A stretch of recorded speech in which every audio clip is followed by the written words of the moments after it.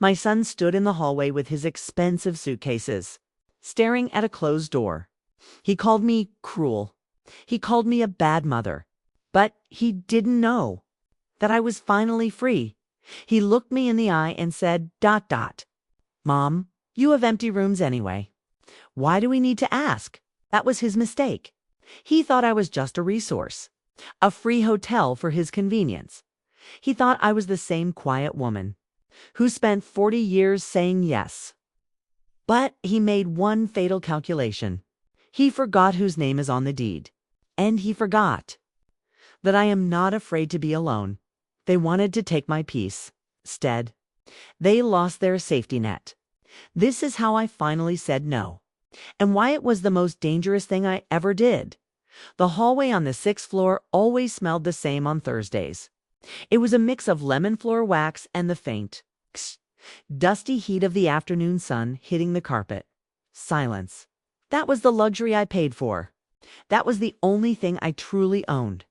I adjusted the grocery bags in my arms. The plastic handles cut into my fingers.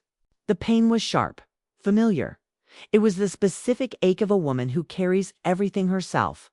Canned tomatoes, a bag of onions, a carton of milk that was sweating cold condensation against my wrist.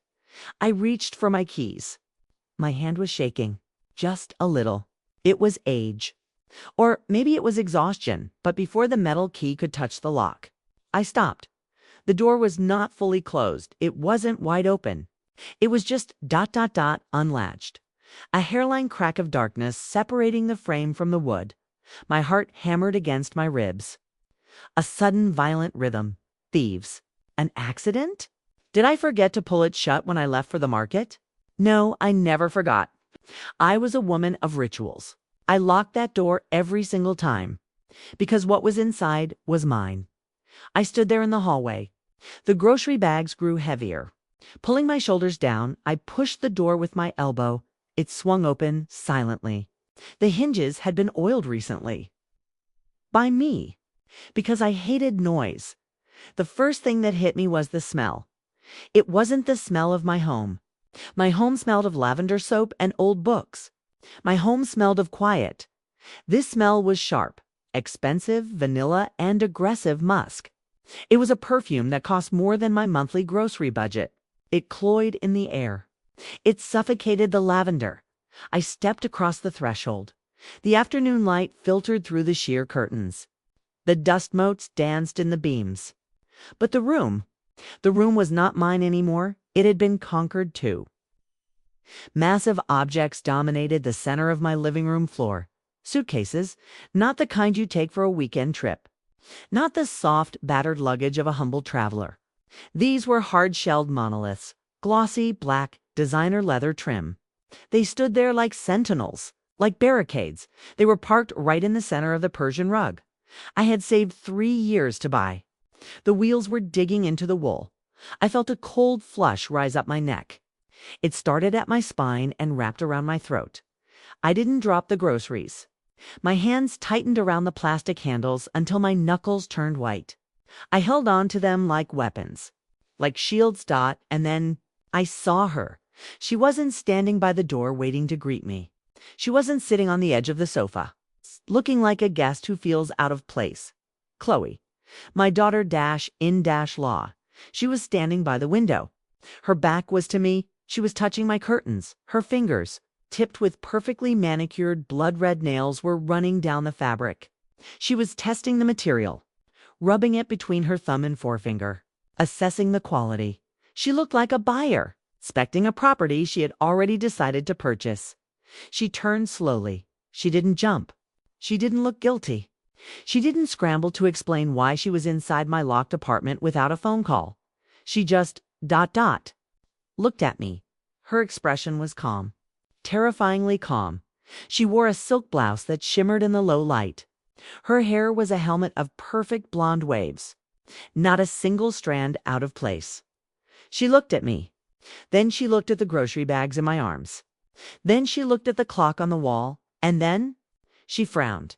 It was a small, quick tightening of her lips, a micro expression of annoyance, as if I were the one who had arrived early, as if I were the interruption.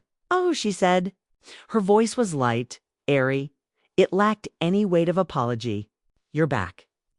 She didn't offer to help with the bags. She didn't move toward me. She turned her body slightly, blocking my view of the window, taking ownership of the view. "I didn't hear the elevator," she added. She sounded bored. I stood frozen on the doormat. The weight of the milk carton was becoming unbearable, but I refused to put it down. If I put it down, I was staying. If I put it down, I was accepting this scene as normal, and nothing about this was normal. "Chloe," I said. My voice sounded strange to my own ears, rusty, low. "How did you get in?" She blinked, slowly, like a cat watching a mouse that asked a stupid question. "The spare key, Ava," she said. She gestured vaguely toward the kitchen drawer. The drawer where I kept the emergency key. The key that was only for emergencies. Dion knew where it was. Dion, my son. The name hung in the air between us, so he was here too. I scanned the room. I didn't see him, but his presence was stamped all over the space. A half-drunk bottle of water on my coaster. A jacket thrown carelessly over the back of my reading chair. My sanctuary was cluttered with the debris of their existence. "Where is he?" I asked. "Parking the car," Chloe said. She turned back to the window. She looked out at the street below. "The spots on this street are terrible, Ava. You really should have paid for a reserved space in the garage. It's impossible to park the SUV out there." She was critiquing my parking situation. While standing in my living room, uninvited, the audacity of it took my breath away. It felt physical, like a punch to the solar plexus. She wasn't just visiting. You don't bring hard-shell suitcases the size of coffins for a visit. You don't critique the parking for a visit. She was surveying her new kingdom.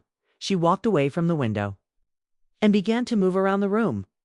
She trailed her hand along the back of my sofa. She picked up a ceramic figurine from the shelf, a small blue bird I had bought in a market in Charleston 20 years ago. She held it up to the light, inspected the bottom for a brand name. Finding none, she put it back. Not exactly where it was, just ... Near it, a small displacement. A tiny assertion of dominance. "We need to talk about the lighting in here," she said, wiping a speck of dust from her finger. "It's very ... yellow. It makes the room look smaller than it is." The blood rushed in my ears. A roaring sound, like the ocean dot. I finally walked forward. My legs felt stiff, heavy, like I was wading through deep water. I walked past the suitcases. I had to step around them. They were placed intentionally to block the path to the kitchen. A deliberate obstacle. I set the grocery bags down on the dining table. The sound was loud. The cans clattered against the wood. Chloe flinched. "Just a little. Good." I turned to face her. My hands were empty now. Free, they were shaking, but now it was from rage. "Chloe," I said. I didn't raise my voice. I kept it quiet. The dangerous kind of quiet. The kind of quiet that comes before a storm breaks a levee. "Why are your suitcases in my living room?" She sighed. It was a long, dramatic exhale. The sound of a parent dealing with a slow child. She crossed her arms over her silk chest. She tilted her head. "Ava, please," she said. "Don't start with the questions before Dion even gets upstairs. It's been a long day. We're exhausted. We are exhausted." She spoke as if their fatigue was the priority, as if my shock was an inconvenience to their schedule. She looked around the room again. Her eyes lingered on the hallway leading to the bedrooms. Specifically, the closed door of the guest room. "Sides," she said, a small, cold smile playing on her lips. "It's not like you're using the space. It's just sitting there." The words hit me like a slap. It's just sitting there, my home, my life. My peace. To her, it wasn't a home. It was wasted square footage. It was an asset that wasn't being maximized. It was a resource waiting to be exploited. She walked over to the suitcases. She rested her hand on the handle of the largest one. It was a possessive gesture, anchoring herself to the floor. "Dion will explain everything," she said dismissively. She pulled her phone out of her pocket and began to scroll, dismissing me. Just. Make some tea, Ava. We could really use some tea. I looked at her. I looked at the top of her blonde head as she ignored me in my own house. I looked at the suitcases that were scarring my rug. And I realized something terrifying. They hadn't come to ask. They hadn't come to visit. They had come to stay, and they didn't think. I had the power to stop them. The sound of the elevator chimed in the hallway. Heavy footsteps approached the door. Dion was coming. And I knew, with a sudden crystal clarity, that the war for my life had just begun. My hands curled into fists at my sides. I didn't go to the kitchen. I didn't make the tea. I stood my ground. And I waited for the key to turn in the lock again. The heavy brass lock clicked. It was a sharp, mechanical sound, like a gun being cocked in a quiet church. The door swung open, wider this time. And there he was, Dion, my son. He filled the doorway. He had always been a large man. Broad shoulders. Heavy steps. But today, he seemed enormous. He seemed to suck the oxygen right out of the hallway. He was carrying 2 more bags. Canvas duffels. Stuffed to the bursting point. He didn't look at me immediately. He kicked the door shut behind him with his heel. Thud. The vibration traveled through the floorboards, up through the soles of my shoes. It settled in. My teeth. He dropped the bags on the floor, right next to the designer suitcases. They landed with a heavy, final sound. The sound of an anchor dropping. He exhaled loudly. A performance of exhaustion. He wiped sweat from his forehead with the back of his hand. Then he finally looked up. He saw me standing by the dining table, rigid, my hands gripping the edge, up of the wood until my knuckles burned. He didn't freeze. He didn't look ashamed. He didn't offer a frantic apology for invading my sanctuary. He smiled. It was a casual smile, easy, practiced. It was the smile of a man who walks into a hotel room, is already paid for. "Mom," he said. His voice was too loud for my small apartment. It bounced off the walls. "Glad you're home. Traffic was a nightmare." He walked past me. He didn't stop to hug me. He didn't stop to kiss my cheek. He walked straight into the kitchen. My kitchen. I heard the refrigerator door open, the suction seal popping, the clink of glass bottles. He was hunting. "We're out of sparkling water," he called out.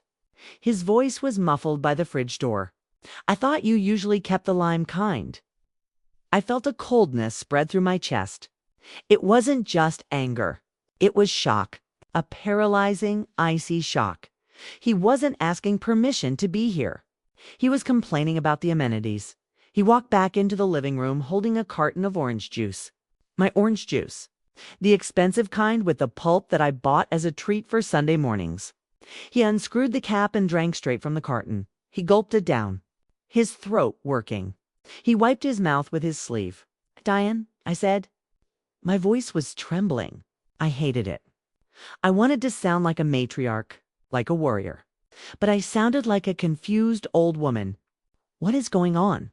He lowered the carton. He looked at me with genuine confusion, as if I were speaking a foreign language. "Chloe didn't tell you." He gestured vaguely toward his wife, who was still scrolling on her phone by the window. "The condo. It's a mess.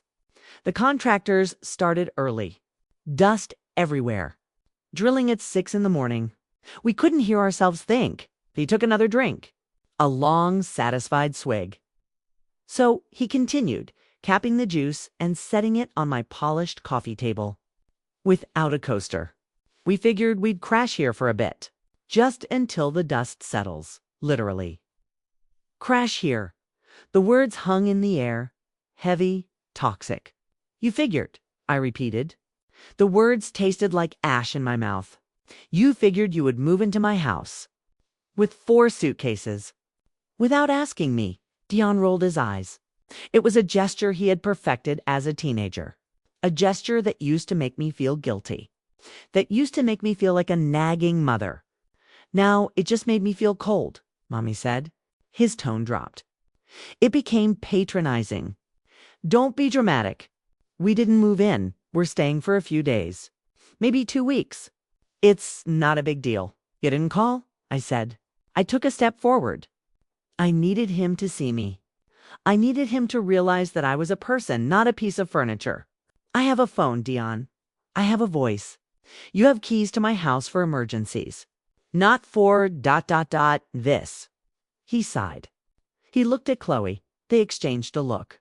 A quick, silent communication. A shared eye roll. It was the look of two parents dealing with a toddler who refuses to put on their shoes. We tried to call. He lied. I knew he was lying. My phone had been in my pocket all morning. It hadn't rung once. You didn't answer, and we couldn't wait. The noise was unbearable, Mom. You have no idea. So you just came, I whispered. We knew you wouldn't mind, he said. He shrugged. His shoulders rose and fell in a heavy wave of indifference. I mean, why would you? And then came the sentence. The collection of words that would change everything between us. The sentence that would burn the bridge forever. He looked around my living room. He looked at the clean surfaces, the quiet corners, the single reading chair. It's not like you're doing anything with the place, he said. He chuckled. A dry, humorless sound. You live alone, Mom. You have 2 empty bedrooms. You don't even use half this space. The silence that followed was deafening. You don't even use the space. I felt the blood drain from my face. My hands went numb. In that single sentence, he had erased me. He didn't see my home as my sanctuary. He didn't see it as the place where I had rebuilt my life after his father left. He didn't see the safety I had cultivated, the peace I had purchased with decades of double shifts and swollen feet. He saw wasted resources. He saw an empty warehouse, a storage unit that happened to have a mother inside it. To him, my solitude wasn't a choice. It wasn't a hard-won luxury. It was a void, a vacuum waiting to be filled by his needs, his noise, his clutter. I use this space, I said. My voice was barely a whisper. I live here, Dion. He waved his hand dismissively, like he was swatting away a fly. You know what I mean? He said. It's just you. You don't need 3 rooms. We need the space right now. You have it? It's simple math, Mom. Don't make it emotional. Simple math, I was an equation to him. A variable that could be moved around to balance his life. He turned away from me. The conversation was over in his mind. He had explained the logic. I was expected to accept it. I was expected to be grateful that they were filling my empty life with their presence. He walked over to the largest suitcase. He unzipped it. The sound was like a zipper tearing through flesh. I'm going to set up in the guest room, he said over his shoulder. I have a conference call in an hour. I need the Wi-Fi password. Is it still the same? He didn't wait for an answer. He grabbed a handful of clothes. Dress shirts on hangers. He draped them over his arm. Oh, he added, pausing as he headed toward the hallway. He looked back at me. His expression was mild, expectant, and Mom. We're going to need dinner around 7. Nothing fancy. Just whatever you have. He turned the corner. He disappeared into the hallway. I heard the door to the guest room open. I heard his heavy footsteps walking inside. I heard him humming. He was humming. He had just dismantled my dignity. He had just told me that my life was small enough to be pushed aside. And he was humming. I stood alone in the living room. Chloe was still by the window. She hadn't looked up from her phone during the entire exchange. She didn't need to. Dion had handled the staff. The smell of his cologne lingered in the air, pungent, masculine, invasive. It masked the smell of my lavender. It masked the smell of my tea. I looked at the orange juice on the table. The cap was slightly crooked. A sticky ring of juice was already forming on the polished wood. A mark. A stain. My chest felt tight. Like a band of iron was being ratcheted closed around my ribs. It was hard to breathe. I looked at the closed door of the guest room. That room wasn't empty. It was an unused space. That was the room where I painted. It was where I kept my easel, my watercolors, my unfinished canvases. It was the room where I went when the world got too loud. It was the room where I was Ava, the artist. Not Ava, the mother.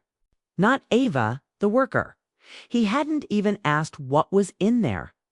He had just assumed it was empty, because he assumed I was empty. The realization hit me with the force of a physical blow.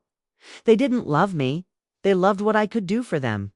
They loved my utility. They loved my silence. They loved my square footage, but they didn't see me. If I dropped dead right now, on this Persian rug, their biggest concern would be how. To move the body so they could put the sofa there, a tear leaked out of my eye, hot, angry. It rolled down my cheek and dripped onto my collarbone. I wiped it away furiously. No, I would not cry. Not for them. Not anymore. I looked at the juice carton again. I looked at the suitcases.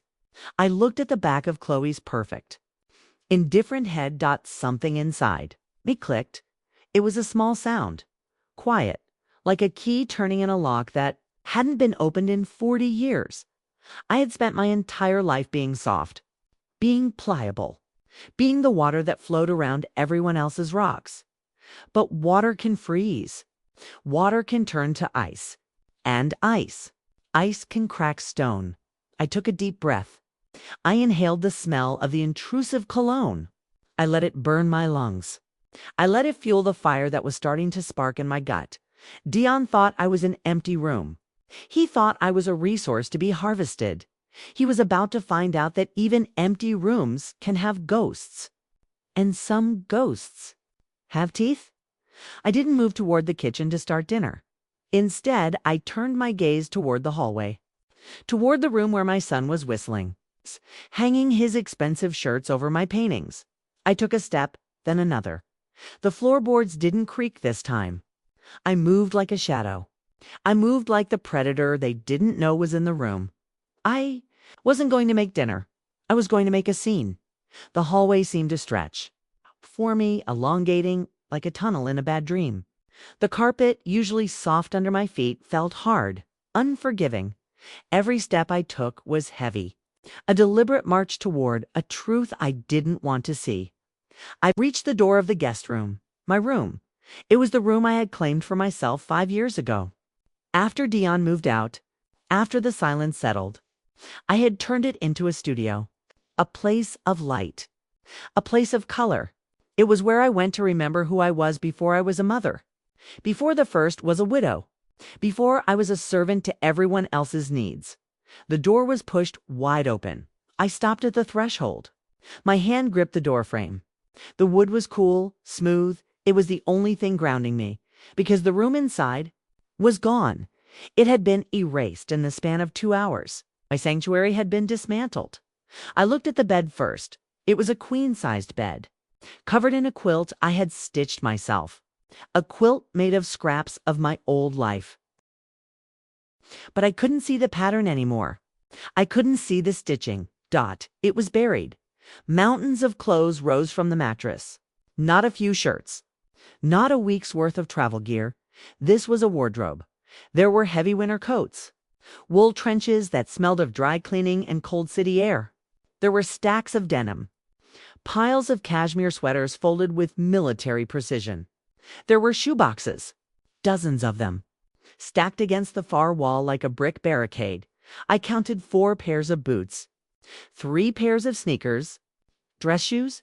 Who brings 4 pairs of boots for a 2-week stay? Who brings winter coats in the middle of a mild October? My breath caught in my throat. It was a sharp, jagged intake of air. This wasn't packing.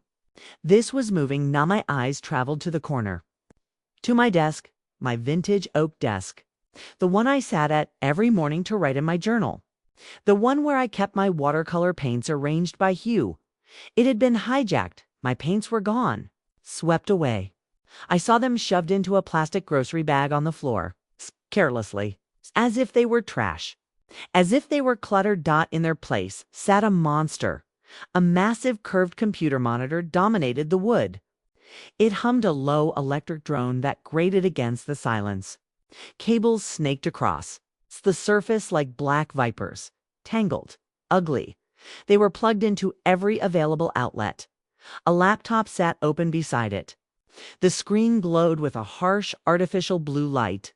A webcam was perched on top, staring into the room like a mechanical eye, A ergonomic office chair. Where had that come from? Was pushed against the desk. It wasn't my chair. My chair was a simple wooden stool. This was a leather beast on wheels. Its casters had already left deep indented tracks in my carpet. Dion was standing by the closet. My closet. He was taking my things out. I watched in silent horror. He had an armful of my storage boxes. The boxes where I kept my winter linens. The boxes where I kept the photo albums of his childhood. He dropped them on the floor. Thump. He didn't look down. He didn't check to see if anything had broken. He just kicked them aside with his foot to make room. To make room for his suits, he began hanging them up. The metal hangers scraped against the rod. Scree, scree, a rhythm of displacement. He was humming again. That same mindless tune.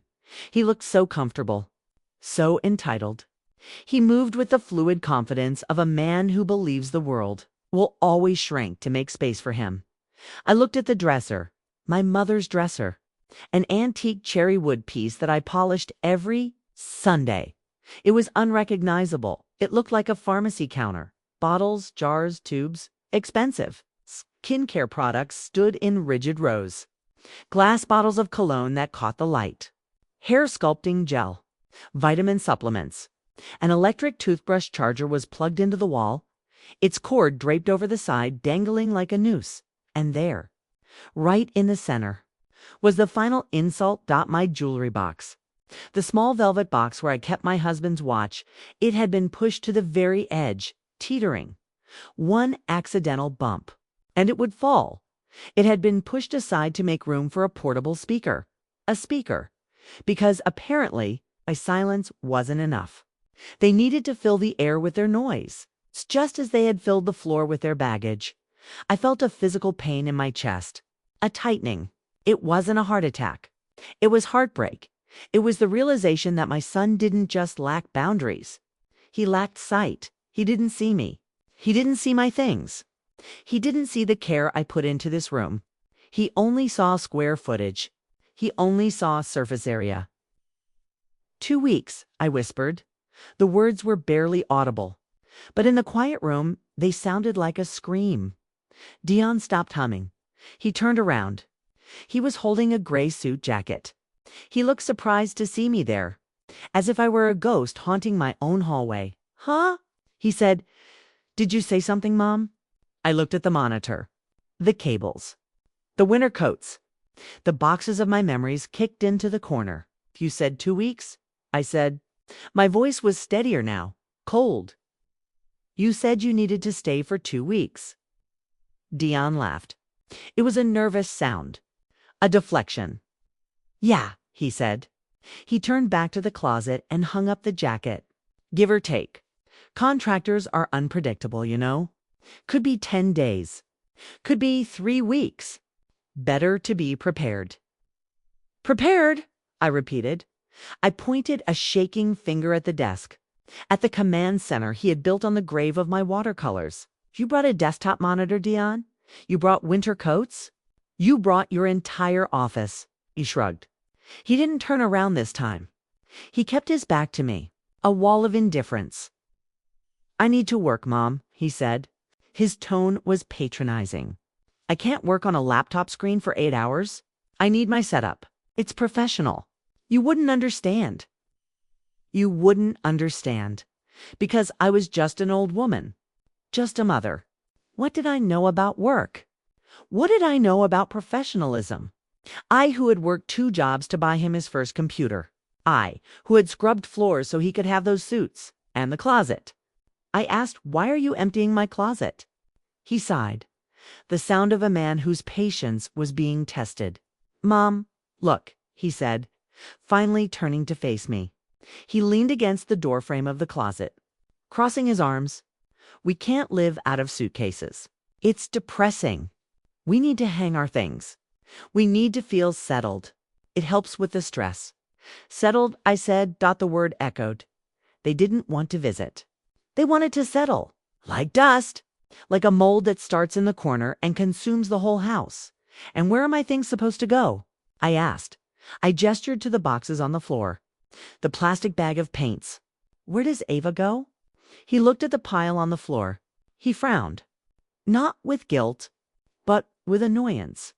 Just put them in the basement for now, he said. Or under your bed. I don't know. It's just old junk, isn't it? Photos and craft stuff. You're not using it right now, old junk. Craft stuff, my history. My art. My soul. Junk. I felt something snap. It wasn't a loud snap. It was the sound of a tether breaking. The tether that had bound me to him for 42 years. The tether of unconditional obligation.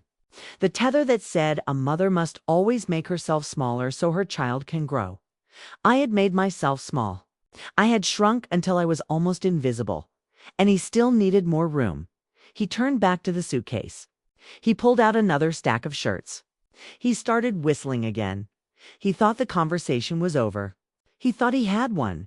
He thought that because he was the successful son, the busy man, the professional, his needs automatically trumped my hobbies. He didn't notice that I hadn't moved. He didn't notice that my breathing had changed. It had slowed down. It had become deep, rhythmic. The breathing of a woman preparing for a fight. I looked at the monitor one last time. I looked at the blue light reflecting in his eyes.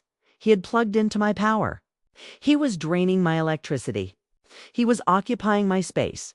But he had made one critical error. He had forgotten who paid the bill. He had forgotten that this wasn't his childhood bedroom anymore. He had forgotten that he wasn't 8 years old. And most importantly, he had forgotten that I wasn't just mom. I stepped fully into the room. My shadow fell across the desk. It fell across the glowing keyboard. It fell across the pile of expensive shoes. Dion didn't see it. He was too busy arranging his ties by color. Dion, I said. My voice was different now. It wasn't the voice of the woman who had asked about the orange juice. It wasn't the voice of the victim. It was the voice of the landlord. He paused. The tie in his hand froze in midair. Yeah? He asked, sounding bored. Stop unpacking, I said. He chuckled. What? I said stop, I replied. Put the tie back in the box. Unplug the computer. And put my paints back on the desk. He turned around slowly. His face was a mask of confusion. A mixture of amusement and disbelief. Mom, he said, a smile tugging at the corner of his mouth. Stop joking. I have a call in 40 minutes. I don't have time for this. Not joking, I said. I took another step forward.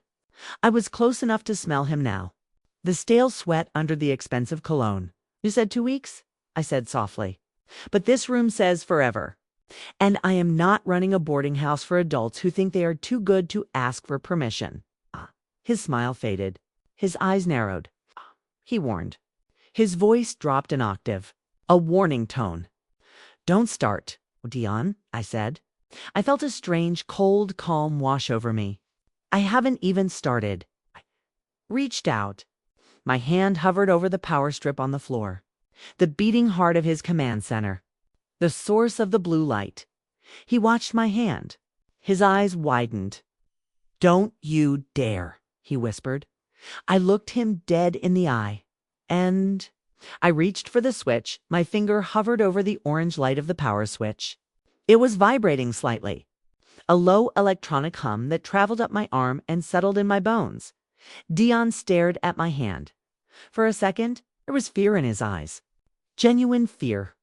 Not of me, but of the inconvenience, of the screen going black, of his professional setup being interrupted by his mother's sudden backbone. But then the fear vanished. It was replaced by something worse. Pity. He didn't lunge for the switch. He didn't yell. He didn't grab my wrist. He simply stood up straight. He relaxed his shoulders. He let out a breath that sounded like a tire deflating. He looked at me the way a doctor looks at a patient who has just said something delusional. Ah, he said softly. His voice was dripping with a sick, sweet syrup. Look at you. Look at yourself right now. I didn't move my hand, but my fingers trembled. I am looking at myself, Dion, I said. I see a woman standing in her own house. He shook his head. A slow, sad illuminated her perfectly manicured face. "I just checked the hotel rates downtown," she said. She held the phone up so I could see. "The Marriott is booking at $150 a night, plus tax. The Hilton is $200. She looked at me over the top of the phone, raising an eyebrow. "That's $1,500 for 10 days, Ava. $1,500 that we don't need to spend." She paused, letting the number sink in. "And you have 2 empty bedrooms," she added. "Right here, for free." I stared at the phone screen. At the bright numbers, they were doing the math again. They were calculating the cost of my privacy, and they had decided it was worth 0. "I am not a hotel," I said, "and my guest room is not a discount booking option." Chloe sighed. She lowered the phone. She looked at Dion. They exchanged a quick glance. A silent nod dot the deal. They were shifting tactics. If they couldn't bully me, they would buy me. Chloe reached into her purse. It was a massive designer bag. Leather so soft it looked like butter. She dug around for a moment. The sound of rummaging. Keys jingling. Paper rustling dot. She pulled out a checkbook. It was a long, sleek binder. She uncapped a gold pen. The cap made a snick sound. "'Kay," she said. Her voice was brisk, businesslike. "I understand. You feel used. That's fair. We should have offered to contribute earlier." She opened the checkbook. She started writing scratch, scratch, scratch. The sound was incredibly loud in the quiet room. It was the sound of my dignity being appraised. "How about this?" she said, not looking up. "We'll pay you rent." For the 2 weeks, she tore the check out. A sharp, ripping sound. She held it out to me. $500, she said. She smiled. A tight, benevolent smile. "That covers the utilities, the food, and a little extra for your trouble. That's generous, Ava. That's more than fair." I looked at the piece of paper fluttering in her hand. $500, to them, it was a solution. A bribe, a way to shut the old woman up to me. It was an insult so deep it felt like a burn. They thought my anger had a price tag. They thought my boundaries were negotiable. They thought that for $500, I would sell my peace. I would sell my mornings. I would sell the quiet coffee by the window. I would sell the feeling of being safe in my own skin. $500 to be a stranger in my own home for 2 weeks. $500 to be a servant again. I looked at Dion. He was watching me closely, expectantly. He thought I would take it. Why wouldn't he? He knew my pension was small. He knew I clipped coupons. He knew I watched every penny. He thought money was my god because it was his. "Take it, Mom," he said. His voice was coaxing. "It's easy money. You can buy some new art supplies. Or whatever. Or whatever." He didn't even know what I would buy. He didn't care. I looked at the check again, and then I laughed. It was a dry sound, like dry leaves scraping on pavement. $500, I whispered. Chloe nodded eagerly. "Yes, cashable today." I reached out. I took the check from her hand. Her fingers brushed mine. Her skin was cool, smooth. Mine was rough, warm, living. I held the check up to the light. I looked at the signature. I looked at the amount. Slowly. Deliberately. I tore it in half. RIIIIIIIIP. The sound was shocking. Violent. Chloe gasped. Her hand flew to her mouth. I put the 2 halves together, and I tore them again. Rip. I let the confetti of blue paper fall to the floor. It drifted down like snow, landing on Dion's polished boots. "You think this is about money?" I asked. My voice was rising now, not in volume, but in intensity. "You think you can buy my silence? Mom, you're being insane." Dion shouted. He took a step forward. His face was red. "That was $500. Are you senile?" "I am not senile," I said. "I am insulted." I stepped away from the door. I walked right up to him. I forced him to look at me, to look up at me, even though he was taller. "You stand there," I said, pointing at his chest, "in your $1,000 suit, with your designer wife and your luxury car downstairs, and you try to haggle for a room in your mother's house like you're at a flea market. We're not haggling. He yelled. We're trying to help you. Help me. I laughed again. You're not helping me. You're trying to rent me. You're trying to lease my life because it's cheaper than the Marriott. I looked at Chloe. She was staring at the torn paper on the floor, horrified, as if I had just burned a Bible. You did the math. Chloe, I said. 1,500 for a hotel. 0 for Ava. So you thought 500 was a great deal. A steal. I shook my head. But you forgot to factor in the cost to me. What cost? Dion spat. What does it cost you, Mom? You sit here all day. You do nothing. What are we taking from you? My peace. I screamed. The words exploded out of me. They bounced off the walls. They rattled the windows. The silence that followed was absolute. Dion stepped back. He looked stunned. He had never heard me scream. Not once. Not when he wrecked the car. Not when he failed a class. Not when he forgot my birthday. You are taking my peace, I said. My voice was shaking, but it was strong. My sanctuary. The only place in the world where I don't have to serve anyone. Where I don't have to smile when I'm tired. Where I don't have to be Mom. I gestured to the room. To the light. To the air. This is all I have, Dion. I don't have a career anymore. I don't have a husband. I don't have a future of big promotions. I have this apartment.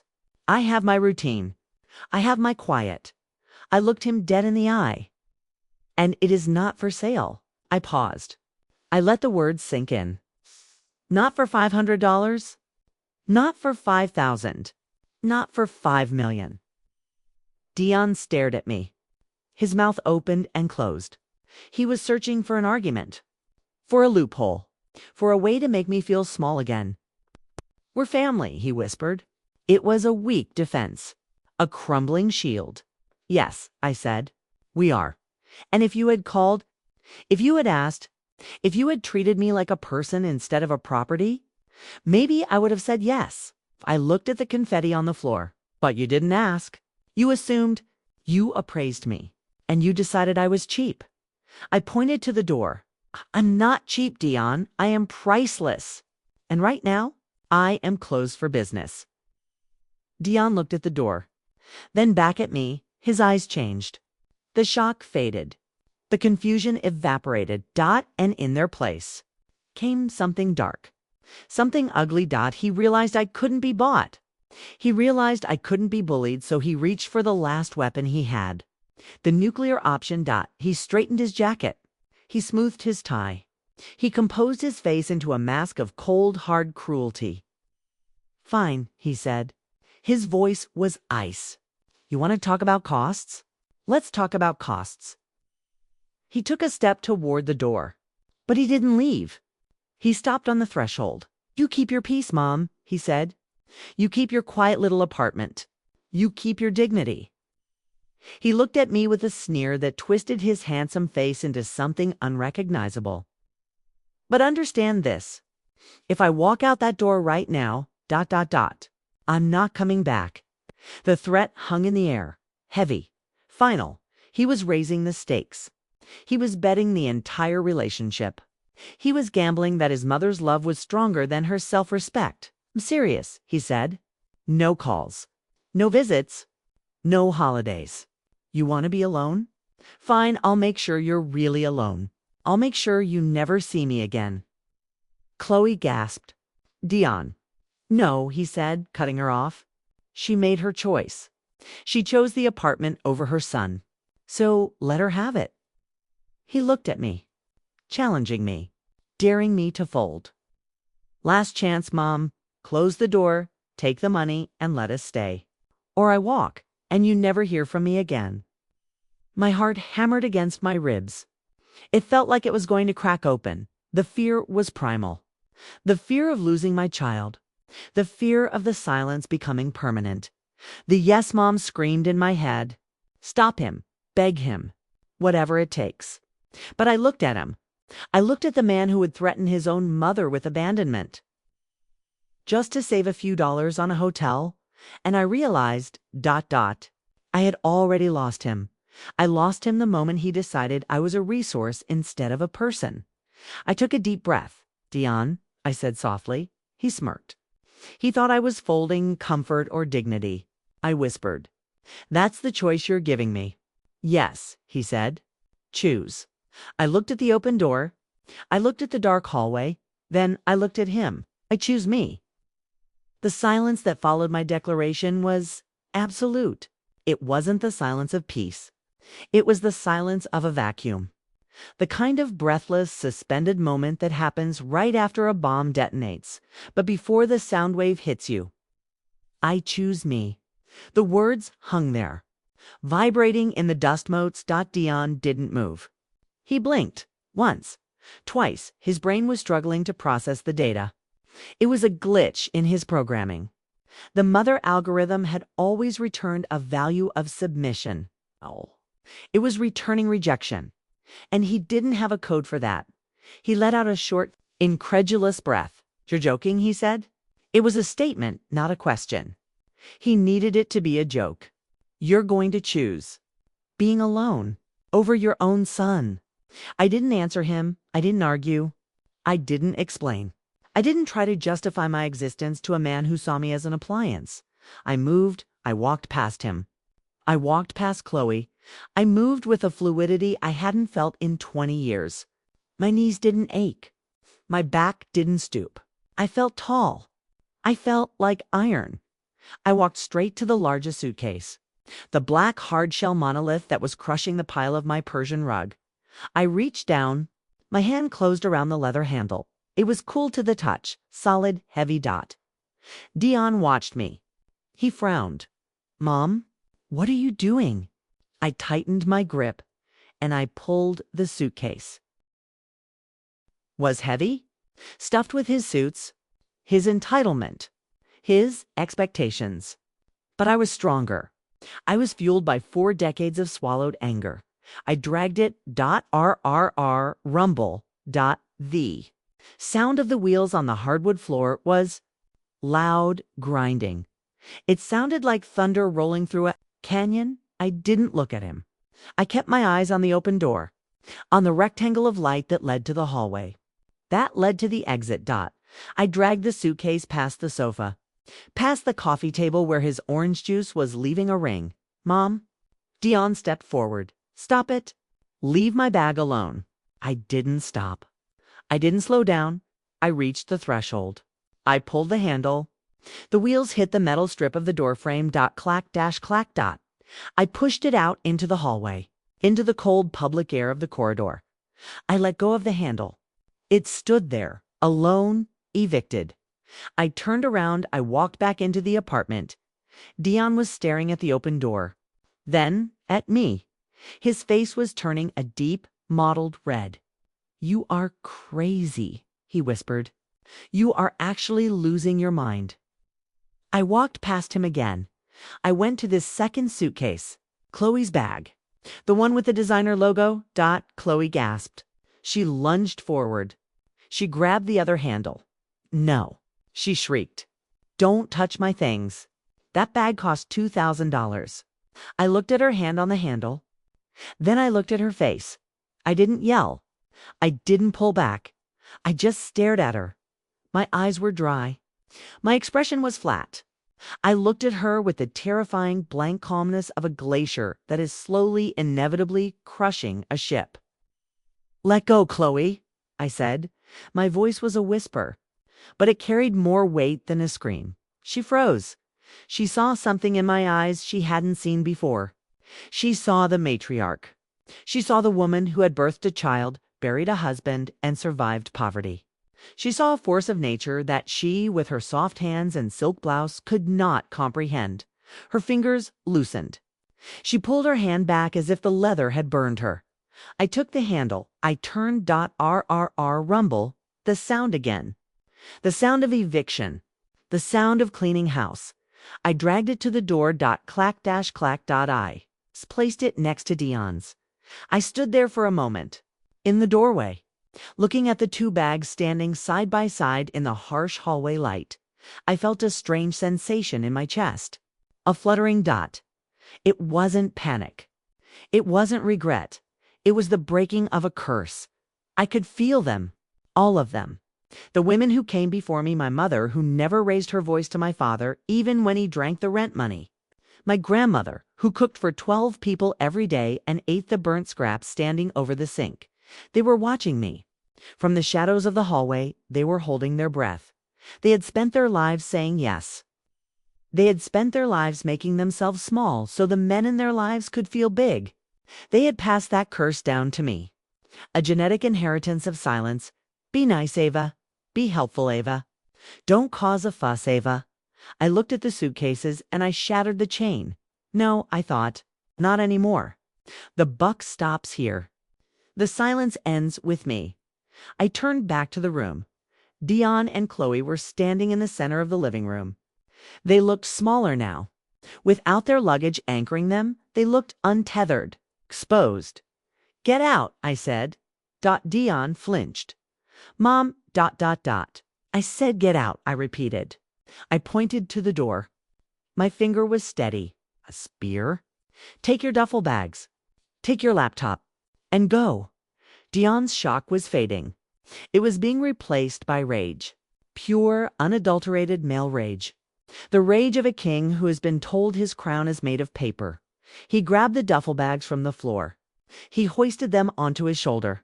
He moved aggressively, violently, trying to reclaim some power with his physical presence. He stormed toward me. He stopped inches from my face.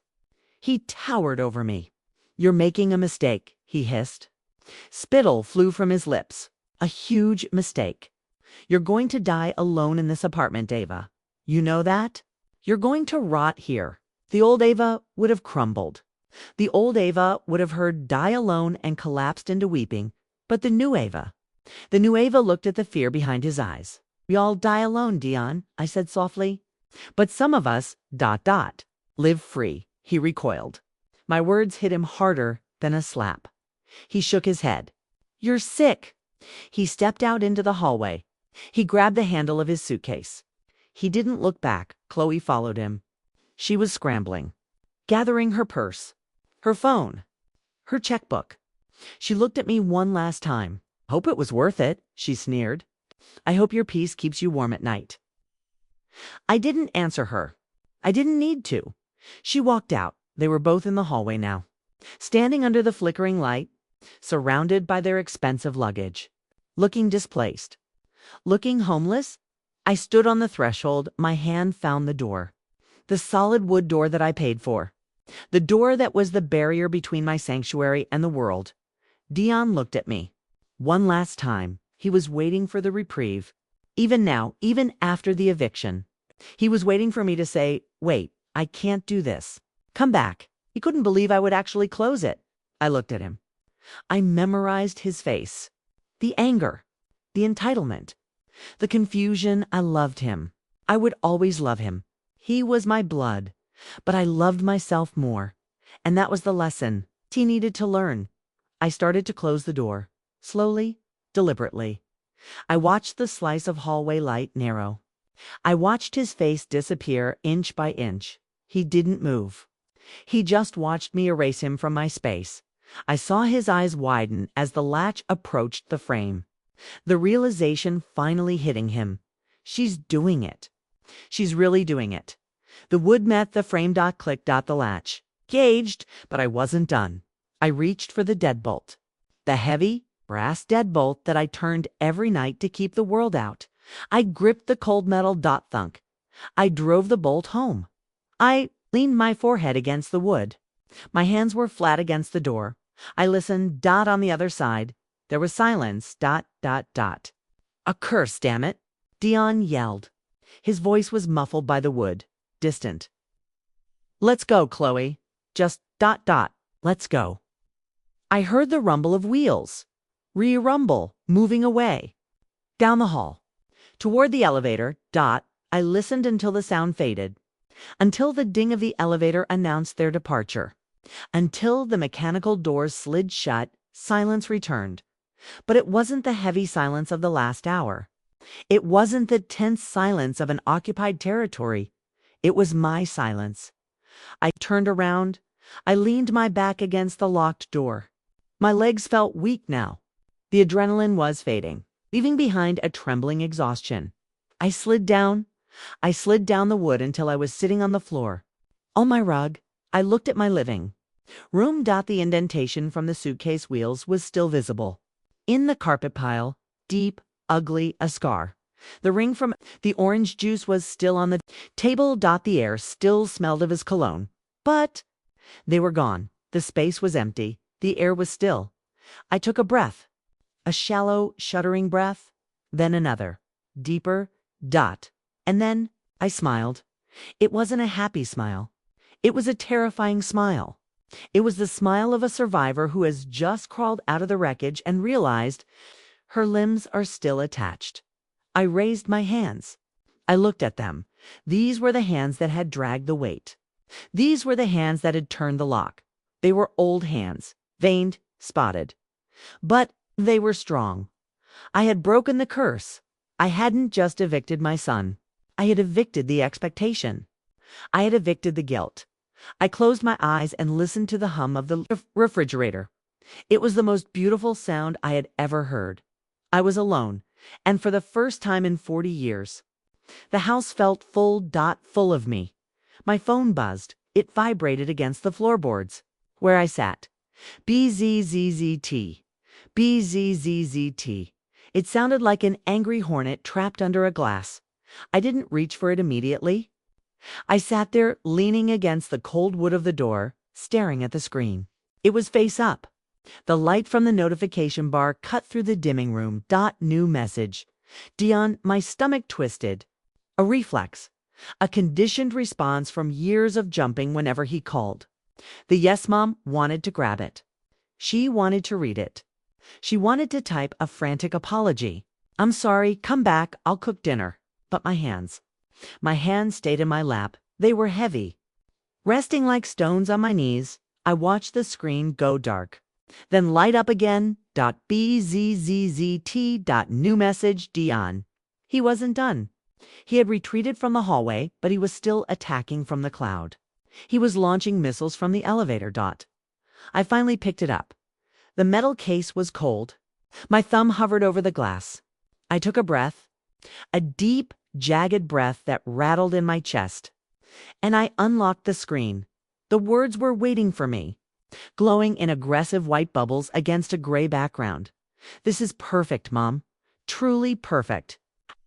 Wait until I tell Aunt Olivia.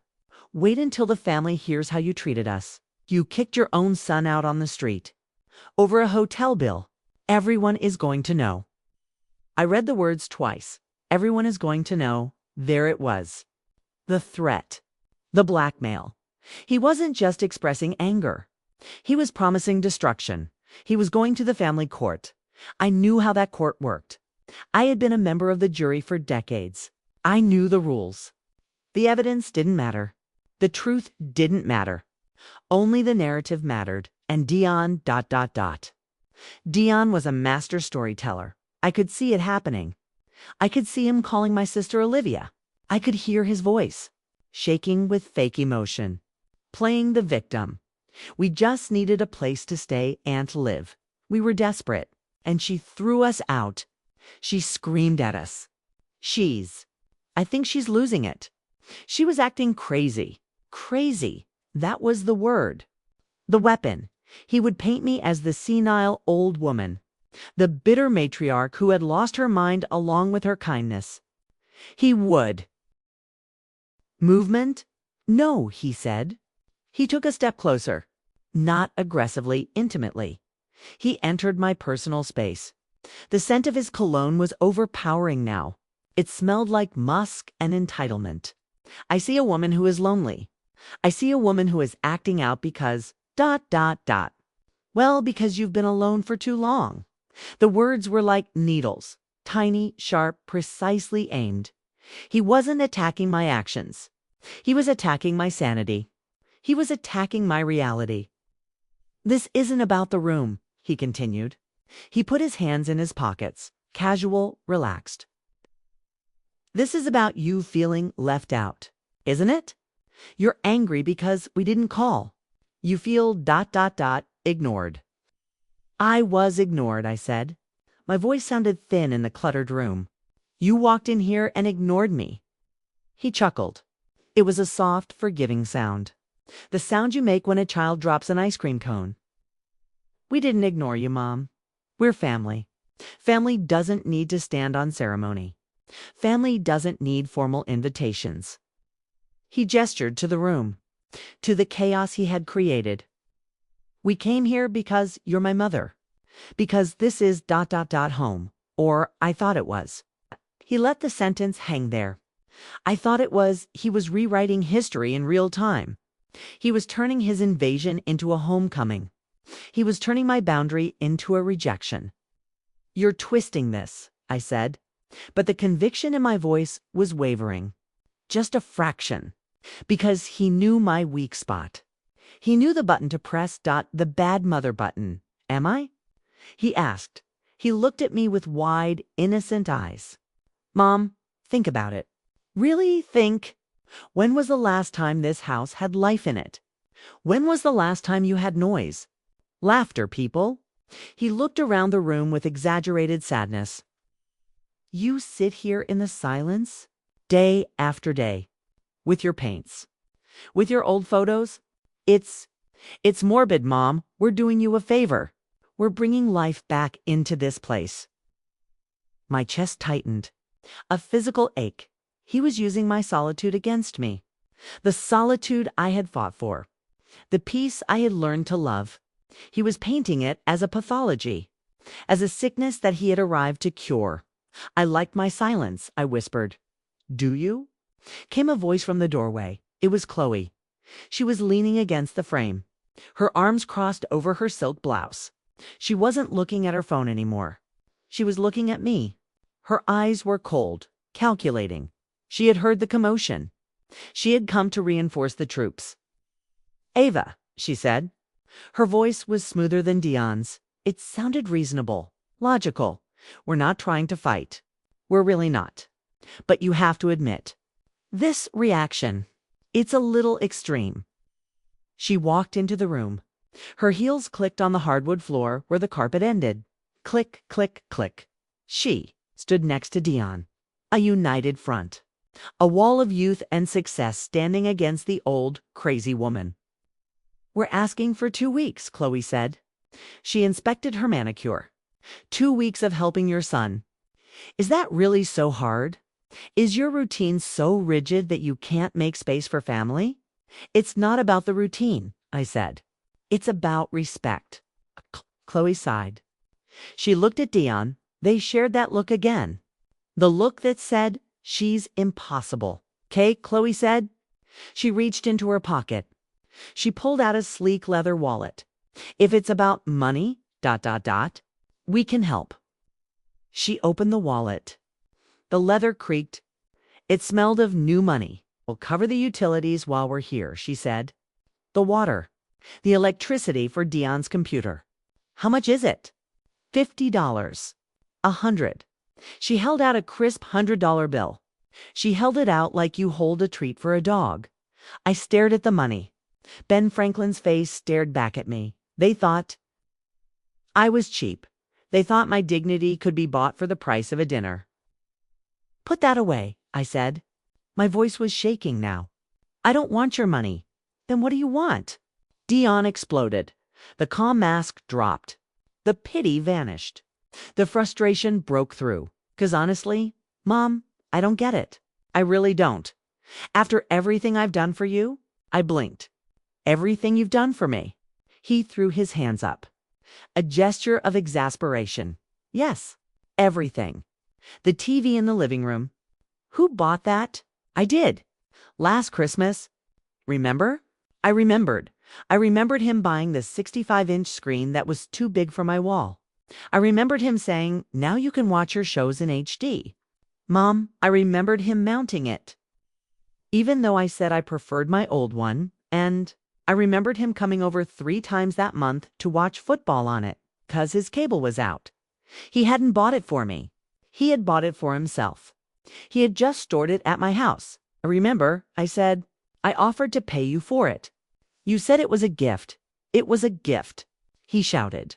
$1,000 gift. And this is how you repay me. By threatening to unplug my computer because I need a place to sleep for 10 days. He started pacing. The small room felt smaller with his anger filling it. And the dinners, he continued. He was on a roll now. He was building his case. How many times do we take you out? Chloe's birthday. My promotion dinner? We always invite you. We always pay. I felt a bitter taste in my mouth, like sucking on a copper coin. Those dinners. I remembered sitting at the end of long rectangular tables in loud restaurants. I remembered watching Dion and Chloe talk to their friends, checking their phones. I remembered eating my salad in silence. I wasn't a guest at those dinners. I was a prop. I was the good son trophy. Look, he brings his mother. Look how benevolent he is. I didn't ask for those dinners, I said quietly. I never asked for any of it. Dion stopped pacing. He turned to me. His face was red. That's the problem, Mom, he spat. You never ask. You just sit there, suffering in silence, playing the martyr. And then when we try to be normal, when we try to be a family, you snap. He walked back to the desk. He placed his hands on the curved monitor. Possessively, you know what this is?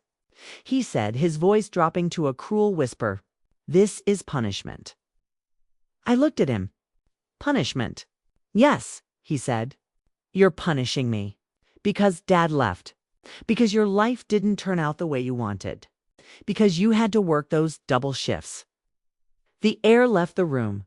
It was as if he had punched me in the throat. He brought up the past. The sacred, painful past. He brought up the years I spent scrubbing floors. The years I spent eating toast for dinner so he could have meat.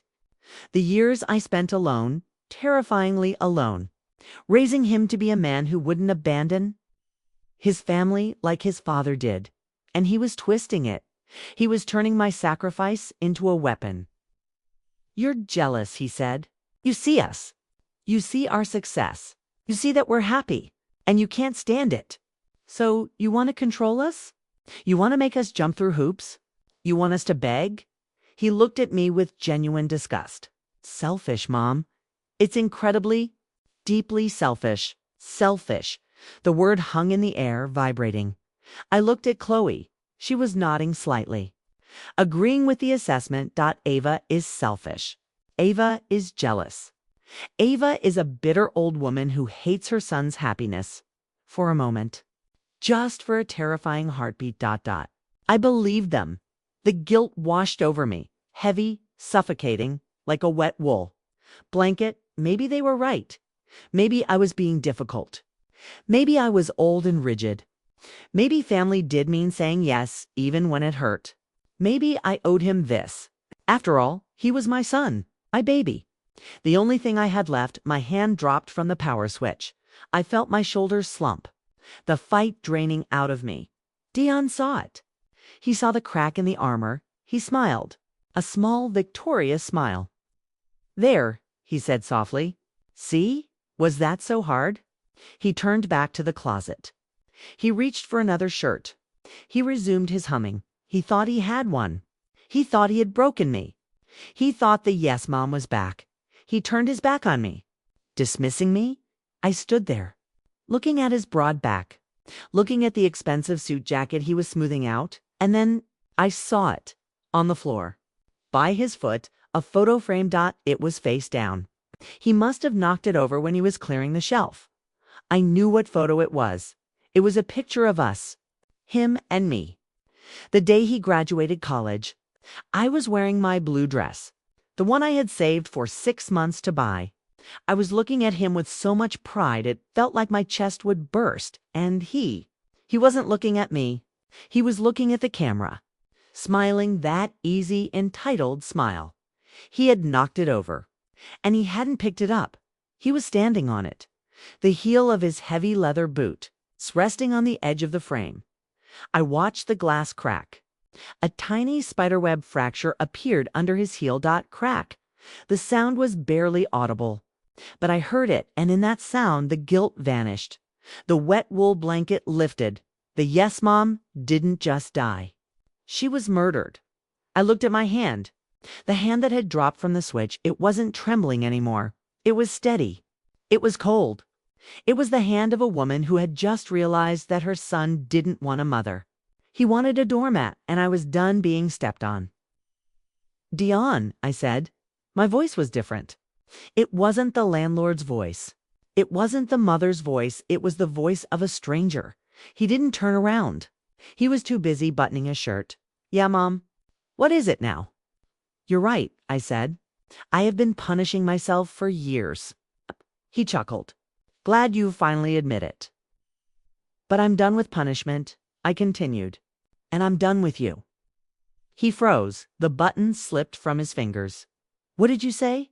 he asked. I took a step back. "Out of the room, out of the toxicity." I said, "Get out," I whispered. "Get out of my house now." He turned around slowly. His face was pale. "Mom," he said, "stop it. You're being crazy." "No," I said. I felt a smile touch my lips. A sad, terrible smile. I'm finally being sane. I turned on my heel. "You have 10? Strip me of my credibility." He would turn my boundary into a symptom of dementia, and they would believe him. Of course they would. He was the golden boy, the success story. And I was just Ava, the quiet one. The one who served coffee. The one who never made waves. If Ava was making waves, something must be wrong with Ava. Fear gripped my throat. Cold, icy hands squeezing my WINDPIPE. My reputation. My standing in the family. The Christmas dinners. The birthday calls. The polite nods at reunions. He was threatening to burn it all down. He was holding a match to my social existence and asking me if I wanted to surrender before he dropped it. "Take us back," the subtext screamed. "Take us back, or I will make you the villain of this family." I stared at the phone. My thumb trembled. I could stop it. I could type 3 words, "Come back, please," and the match would go out. The story would change. I would be the good mother again. The martyr. The saint who sacrifices her peace for her son's comfort. But then, I looked at the living room.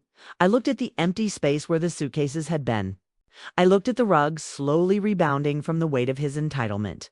I listened to the silence, the glorious, heavy, beautiful silence. If being the good mother meant letting them invade my sanctuary, if being the sane woman meant accepting disrespect, then I didn't want the title. I felt a shift in my chest. A tectonic plate moving deep beneath the surface of my soul. It was the death of vanity. I realized, I didn't care.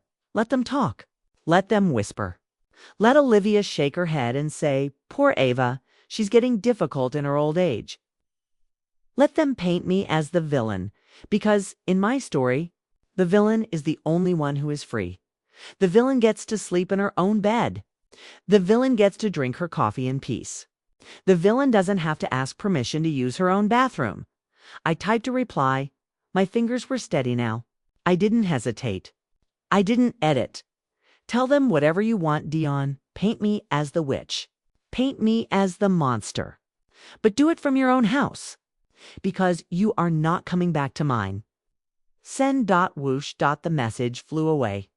A digital arrow fired into the void. I watched the delivery status change.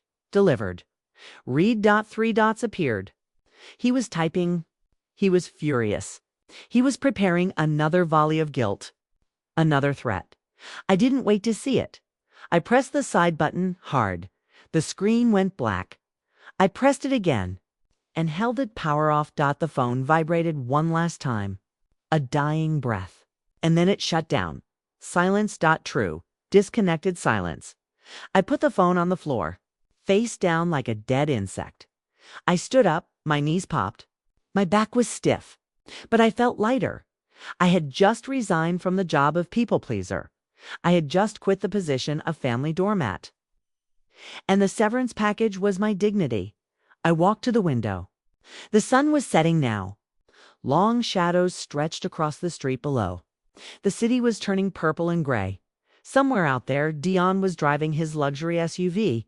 He was calling Olivia. He was spinning his web. He was constructing the legend of crazy Ava. Let him. I pressed my hand against the cold glass. I looked at my reflection in the window pane. I looked tired. I looked old. My hair was messy. My sweater was wrinkled. But my eyes, my eyes were clear. They weren't the eyes of a victim anymore. They were the eyes of a woman who had just survived a siege. I turned away from the window. I turned back to my apartment. There was still work to do. The guest room. The scene of the crime. I walked down the hallway. The air felt cleaner here. The smell of his cologne was fading, replaced by the scent of dust and lemon oil. I pushed the door open. It was still a mess. The closet door was open. Hangers were scattered on the bed. A few of his things, socks, a charging cable, were left behind in his haste. Debris, the flotsam of a failed invasion. I walked to the desk. My paints were still in the plastic bag on the floor. My brushes were jammed in sideways. I picked up the bag. I treated it gently. Like a wounded animal, I placed it on the desk. The desk that was no longer a command center. The desk that was mine again. I took out my watercolor set. I opened the tin. The little squares of color were dry and cracked. But they were there, waiting. Cerulean blue, burnt sienna, alizarin crimson. I touched the dry paint with my fingertip. I wasn't a bad mother. I was an artist. I was a homeowner. I was a human being. And if protecting those identities made me a villain in his story, then I would be the best damn villain this family had ever seen. I began to clean. I moved with purpose. I folded the hangers. I threw the stray socks into a trash bag. I wiped the dust from the surface where his monitor had sat. With every motion, I was reclaiming the territory. I was exorcising the ghost of the son who thought he owned me. I worked in silence. The sun dipped below the horizon. The room grew dark, but I didn't turn on the light. I didn't need to. I could see perfectly fine in the dark, because for the first time in years, nothing was blocking my view. The kitchen was dark. Only the small yellow light of the range hood was on. It cast a golden pool on the countertop. I stood there, watching the kettle. It was a stainless steel kettle, old, scratched. I had bought it 20 years ago at a garage sale. Dion had always hated it. He said it looked cheap. He said I should get one of those electric glass ones, the ones that light up blue when the water boils. But I loved this kettle. I loved the way it rumbled before it whistled. I loved the weight of it in my hand. It was simple. It did its job. And it didn't pretend to be anything else. The water began to boil. A low rolling sound, gurgle, hiss. Usually this sound meant work. It meant I was making coffee for a guest. It meant I was starting a soup for a family dinner. It meant service, tonight, It meant tea, just tea. For me, I reached for the cupboard. I took out my favorite mug. It wasn't part of a matching set. It was a thick ceramic mug painted with bluebells. I had bought it on a solo trip to the coast 3 years ago. The only trip I had ever taken by myself. I held it. The ceramic was cold against my fingertips. The kettle whistled. A soft, rising note. I poured the water. The steam rose up. A gray, swirling column. It hit my face. It was warm, moist. It smelled of minerals and heat. I dropped the tea bag in. Earl Grey, the smell of bergamot filled the small space. Citrus and oil. Sharp and clean. I didn't rush. That was the first thing I noticed. The absence of haste. Usually my body was vibrating with the need to be efficient. Hurry, Ava. Dion is waiting. Chloe needs a coaster. The dinner is burning. But now, my pulse was slow. Even there was no one waiting. There was no one watching. I could stand here and watch the tea steep for an hour if I wanted to. I could pour it down the sink and make coffee instead. I could drink it straight from the jug.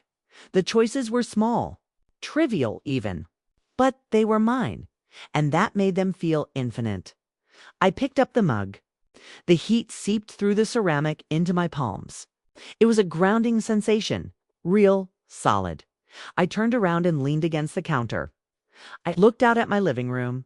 It was shadowy. The streetlights from outside cast long, rectangular shapes across the floor. It was empty. They tell you that an empty house is a tragedy.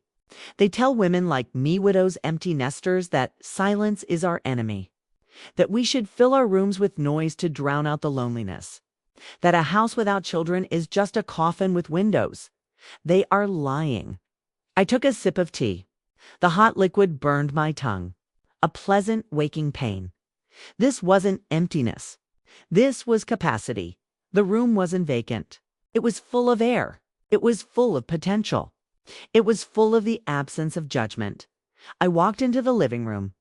My slippers made a soft shishi sound on the rug. I walked to the armchair by the window. The one Chloe had tried to claim.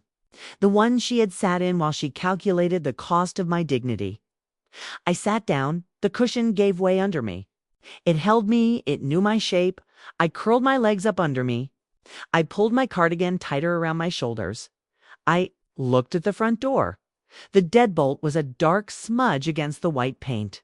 Locked. I should have felt sad. That's what the script says, isn't it?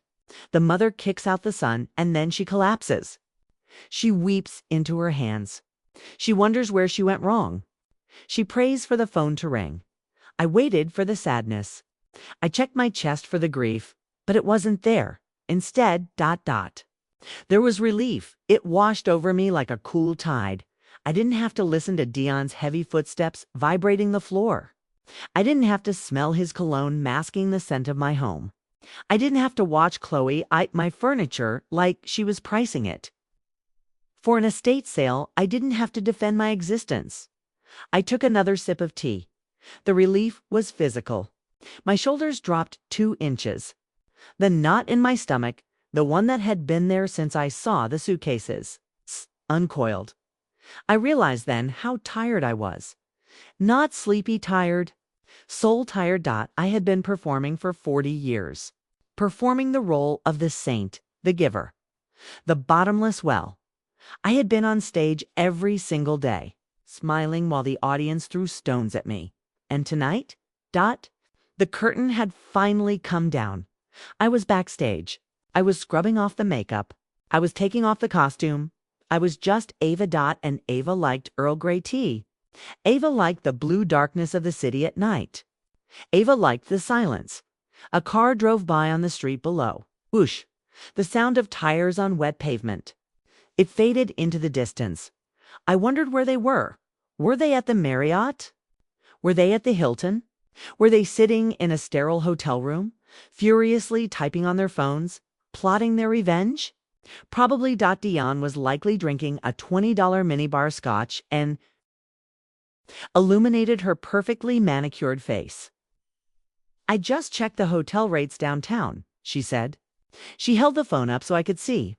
The Marriott is booking at $150 a night, plus tax. The Hilton is $200. She looked at me over the top of the phone. Raising an eyebrow, that's $1,500 for 10 days, Ava. $1,500 that we don't need to spend. She paused, letting the number sink in. And you have 2 empty bedrooms, she added. Right here. For free. I stared at the phone screen. At the bright numbers, they were doing the math again. They were calculating the cost of my privacy. And they had decided it was worth 0. I am not a hotel, I said.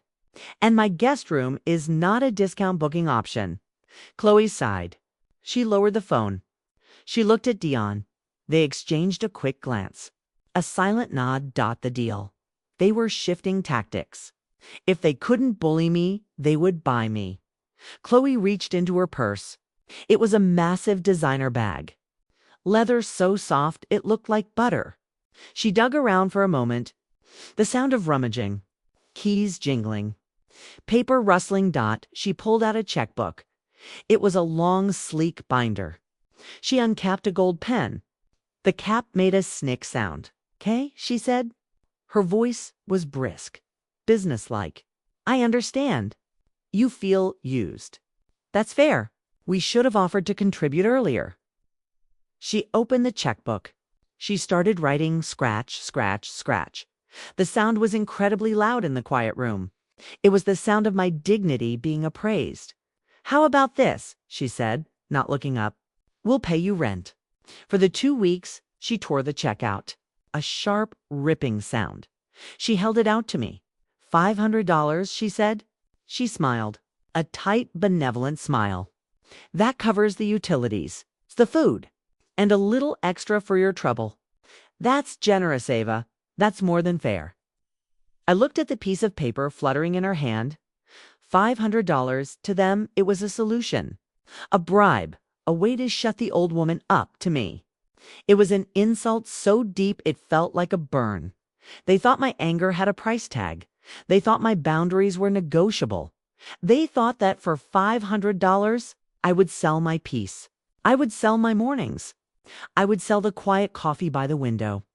I would sell the feeling of being safe in my own skin. $500 to be a stranger in my own home for 2 weeks. $500 to be a servant again. I looked at Dion. He was watching me closely, expectantly. He thought I would take it. Why wouldn't he? He knew my pension was small. He knew I clipped coupons. He knew I watched every penny. He thought money was my god because it was his. "Take it, Mom," he said. His voice was coaxing. "It's easy money. You can buy some new art supplies. Or whatever. Or whatever." He didn't even know what I would buy. He didn't care. I looked at the check again, and then I laughed. It was a dry sound, like dry leaves scraping on pavement. $500, I whispered. Chloe nodded eagerly. "Yes, cashable today." I reached out. I took the check from her hand. Her fingers brushed mine. Her skin was cool, smooth. Mine was rough, warm, living. I held the check up to the light. I looked at the signature. I looked at the amount, slowly, deliberately, I tore it in half, RIIIIIIIIP. The sound was shocking. Violent, Chloe gasped. Her hand flew to her mouth. I put the two halves together, and I tore them again, rip, I let the confetti of blue paper fall to the floor. It drifted down like snow, landing on Dion's polished boots. "You think this is about money?" I asked. My voice was rising now, not in volume, but in intensity. "You think you can buy my silence? Mom, you're being insane." Dion shouted. He took a step forward. His face was red. "That was $500. Are you senile?" "I am not senile," I said. "I am insulted." I stepped away from the door. I walked right up to him. I forced him to look at me, to look up at me, even though he was taller. "You stand there," I said, pointing at his chest, "in your $1,000 suit, with your designer wife, and your luxury car downstairs, and you try to haggle for a room in your mother's house like you're at a flea market. We're not haggling." He yelled, "We're trying to help you. Help me." I laughed again. "You're not helping me. You're trying to rent me. You're trying to lease my life because it's cheaper than the Marriott." I looked at Chloe. She was staring at the torn paper on the floor, horrified, as if I had just burned a Bible. "You did the math." "Chloe," I said, $1,500 for a hotel, 0 for Ava. So you thought 500 was a great deal. A steal." I shook my head. "But you forgot to factor in the cost to me." "What cost?" Dion spat. "What does it cost you, Mom? You sit here all day. You do nothing. What are we taking from you?" "My peace." I screamed. The words exploded out of me. They bounced off the walls. They rattled the windows. The silence that followed was absolute. Dion stepped back. He looked stunned. He had never heard me scream, not once. Not when he wrecked the car. Not when he failed a class. Not when he forgot my birthday. "You are taking my peace?" I said. My voice was shaking, but it was strong. "My sanctuary. The only place in the world where I don't have to serve anyone. Where I don't have to smile when I'm tired. Where I don't have to be Mom." I gestured to the room, to the light, to the air. "This is all I have, Dion. I don't have a career anymore. I don't have a husband. I don't have a future of big promotions. I have this apartment. I have my routine. I have my quiet. I looked him dead in the eye. And it is not for sale. I paused. I let the words sink in. Not for $500. Not for $5,000. Not for $5 million. Dion stared at me. His mouth opened and closed. He was searching for an argument. For a loophole. For a way to make me feel small again. We're family, he whispered. It was a weak defense. A crumbling shield. Yes, I said. We are. And if you had called, if you had asked, if you had treated me like a person instead of a property, maybe I would have said yes. I looked at the confetti on the floor. But you didn't ask. You assumed, you appraised me, and you decided I was cheap. I pointed to the door. I'm not cheap, Dion. I am priceless. And right now, I am closed for business. Dion looked at the door, then back at me. His eyes changed. The shock faded. The confusion evaporated. And in their place came something dark. Something ugly. He realized I couldn't be bought. He realized I couldn't be bullied, so he reached for the last weapon he had. The nuclear option. He straightened his jacket. He smoothed his tie. He composed his face into a mask of cold, hard cruelty. Fine, he said. His voice was ice. You want to talk about costs? Let's talk about costs. He took a step toward the door, but he didn't leave. He stopped on the threshold. You keep your peace, Mom, he said. You keep your quiet little apartment. You keep your dignity.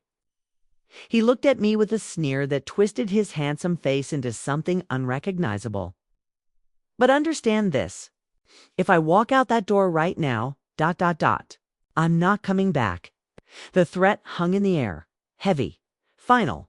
He was raising the stakes. He was betting the entire relationship. He was gambling that his mother's love was stronger than her self-respect. I'm serious, he said. No calls. No visits. No holidays. You want to be alone? Fine, I'll make sure you're really alone. I'll make sure you never see me again. Chloe gasped. Dion. No, he said, cutting her off. She made her choice. She chose the apartment over her son. So let her have it. He looked at me, challenging me, daring me to fold. Last chance, Mom. Close the door, take the money, and let us stay. Or I walk, and you never hear from me again. My heart hammered against my ribs. It felt like it was going to crack open. The fear was primal. The fear of losing my child. The fear of the silence becoming permanent. The yes, Mom screamed in my head. Stop him. Beg him. Whatever it takes. But I looked at him. I looked at the man who would threaten his own mother with abandonment. Just to save a few dollars on a hotel. And I realized, I had already lost him. I lost him the moment he decided I was a resource instead of a person. I took a deep breath. Dion, I said softly. He smirked. He thought I was folding comfort or dignity. I whispered. That's the choice you're giving me. Yes, he said. Choose. I looked at the open door. I looked at the dark hallway. Then I looked at him. I choose me. The silence that followed my declaration was absolute. It wasn't the silence of peace. It was the silence of a vacuum. The kind of breathless, suspended moment that happens right after a bomb detonates, but before the sound wave hits you. I choose me. The words hung there, vibrating in the dust motes. Dion didn't move. He blinked. Once. Twice. His brain was struggling to process the data. It was a glitch in his programming. The mother algorithm had always returned a value of submission. It was returning rejection. And he didn't have a code for that. He let out a short, incredulous breath. You're joking, he said. It was a statement, not a question. He needed it to be a joke. You're going to choose being alone over your own son. I didn't answer him. I didn't argue. I didn't explain. I didn't try to justify my existence to a man who saw me as an appliance. I moved. I walked past him. I walked past Chloe. I moved with a fluidity I hadn't felt in 20 years. My knees didn't ache. My back didn't stoop. I felt tall. I felt like iron. I walked straight to the largest suitcase, the black hard-shell monolith that was crushing the pile of my Persian rug. I reached down. My hand closed around the leather handle. It was cool to the touch, solid, heavy dot. Dion watched me. He frowned. "Mom, what are you doing?" I tightened my grip, and I pulled the suitcase, telling Chloe how ungrateful I was. Chloe was likely agreeing. While mentally calculating how this would affect their renovation budget, let them have their noise. Let them have their righteous indignation. It couldn't touch me here. Not behind the deadbolt dot. I looked at the spot on the rug where the suitcase had stood. The fibers were already springing back. The dent was fading, that the house was healing itself. And so was I. I finished my tea. The dregs were bitter at the bottom of the cup. I set the mug down on the side table. Clink. I leaned my head back against the chair. I closed my eyes. I thought about the future. Tomorrow I would wake up when I wanted. I would make breakfast just for one. I would go into my guest room, my art studio, and I would set up my easel. I would paint. Maybe I would paint this moment. The blue shadows. The empty chair. The steam rising from a cup. I would paint the victory of solitude, because that's what this was. It wasn't an abandonment. It was a reclamation. I had fought a war for this square footage. I had fought my own biology, my own guilt, my own history. And I had won. I sat there for a long time, just breathing in, out. The city lights moved across the wall like a slow clock. The refrigerator hummed its steady, comforting song. I was alone. I was unsupported. I was the villain in the family group chat, and had never felt more at peace. But as I sat there, drifting toward sleep in the chair, a thought occurred to me. A small, sharp thought that pricked through the haze of relief. Dion was gone. But he wasn't finished. He was a man who hated to lose. He was a man who viewed relationships as transactions. And tonight, the transaction had failed. He wouldn't just walk away. Not permanently. He would come back. Not tomorrow. Not next week. His pride was too bruised for that, but he would come back. And when he did, he would find that the locks had changed. Not on the door, but on the woman inside. I opened my eyes. I looked at the dark hallway one last time. Let him come. I was ready now. 3 weeks. That's how long the silence lasted. The leaves on the maple tree outside my window turned from green to gold, then to brown. The air grew crisper. The light in the apartment changed from the harsh glare of summer to the soft, slanted beams of autumn. I changed to the guilt I expected. It never came. Instead, a rhythm emerged, a slow, steady drumbeat of self-possession. I woke up when I wanted. I painted until my fingers were stained with Prussian blue. I ate dinner on a tray in the living room while watching documentaries. I didn't check my phone. I didn't wait for the apology. I didn't wait for the attack. I simply ... lived. And then, on a Tuesday afternoon, the doorbell rang. Ding dash dong. It wasn't a frantic ring. It wasn't the aggressive leaning on the button that the mailman did. It was hesitant, brief, a question. Mark made of sound. I was in the guest room. My studio. I wiped my hands on a rag. The smell of turpentine hung heavy in the air. Sharp, clean. The smell of creation. I walked to the door. I didn't rush. I didn't smooth my hair. I didn't check my reflection. I unlocked the deadbolt. Thunk. I opened the door. Dion stood there. But he looked ... different. He wasn't wearing the power suit. He wasn't holding a suitcase. He wasn't looking at his phone. He was wearing jeans, a simple sweater. He looked tired. There were dark circles under his eyes. The arrogance that usually coated him like a second skin. It was gone, or at least it was cracked. He didn't step forward. 3 weeks ago, he would have walked right past me. He would have marched into the kitchen and opened the fridge. Today. He stood on the doormat. His toes were right at the edge of the threshold. But he didn't cross it. He waited. "Hi, Mom," he said. His voice was low, rough. "Hello, Dion," I said. I kept my hand on the door. I didn't open it wide. I blocked the entrance with my body. He looked at the door. He looked at my hand on the wood. He understood the symbol. He swallowed hard. I saw his Adam's apple bob. He paused. He shifted his weight. He looked uncomfortable, unmoored. I was in the neighborhood. I wanted to. "Return your key." He reached into his pocket. He pulled out the spare key, the shiny brass key that had let him invade my life. He held it out. His hand was trembling slightly. I looked at the key. I could have told him to keep it. I could have said, "Don't be silly, your family." That's what the yes mom would have done. She would have smoothed over the awkwardness, but I didn't. I reached out. I took the key. The metal was warm from his pocket. I put it in my own pocket. "Thank you," I said. Dion flinched. He had expected the refusal. He had expected me to fold. When I didn't, he looked down at his shoes. "Chloe and I are staying at an Airbnb," he said. "It's small, but it's fine. The renovations will be done next week." "That's good," I said. Silence stretched between us. But it wasn't the toxic silence of before. It was the silence of a reset button being pressed. He looked up. He looked past me. "Into the apartment?" "Paint," he said.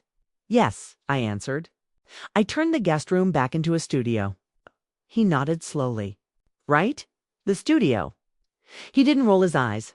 He didn't call it a hobby room. He didn't ask why I needed so much space for crafts. He just nodded. "Can I?" He stopped. He looked me in the eye. "Can I come in?" "Just for a minute." "I won't stay," he asked. He actually asked. The air in the hallway seemed to shift. The tension broke. He wasn't demanding entry. He was requesting an invitation. He was acknowledging that this space belonged to me, and that his presence in it was a privilege, not a right. I studied his face. I looked for the entitlement. I looked for the hidden agenda, but I only saw a son who had realized, perhaps for the first time, that his mother was a separate human being. I stepped back. "You can come in," I said. He walked in slowly. He wiped his feet on the mat. He kept his hands in his pockets. He walked into the living room and stood by the sofa. He didn't sit down.